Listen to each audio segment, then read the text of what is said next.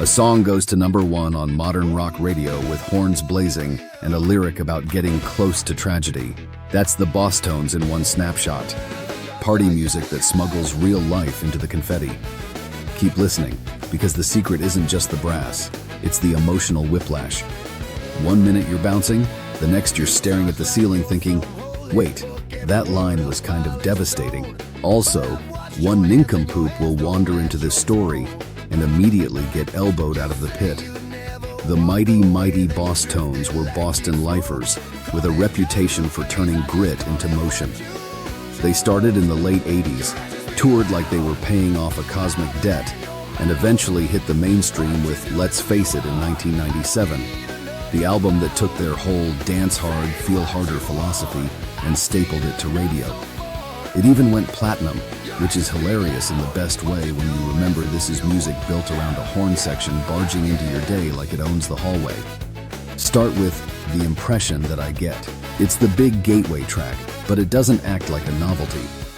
The hook is undeniable, sure, but what keeps it lodged in people's brains is that the lyrics are essentially a shrug in the face of disaster. It's a sing-along about fear that refuses to beg.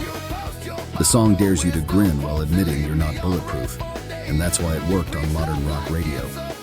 It's got this perfect push-pull, upbeat stomp, then lines that feel like a hard truth said casually, so nobody notices you're trembling. Now slide over to The Rascal King, same universe, different character. This one's Struts.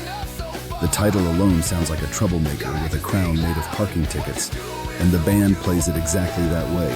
Big, swaggering, built for the moment when the crowd turns into one organism. The Bosstones always had a knack for making their songs feel like short movies with a narrator who's half comedian, half street poet. And there's Someday I Suppose.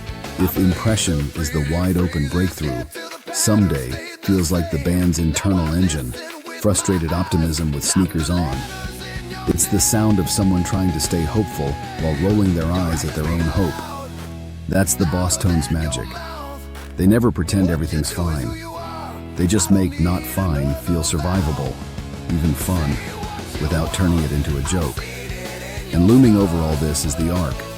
Decades of work, a late-era final album, and then a breakup announcement that reminded everyone these weren't cartoon characters in checked suits. They were a real band with real miles in their legs. The catalog still hits because it's built on a simple, brutal idea. You can dance through the mess, but you can't dance around it.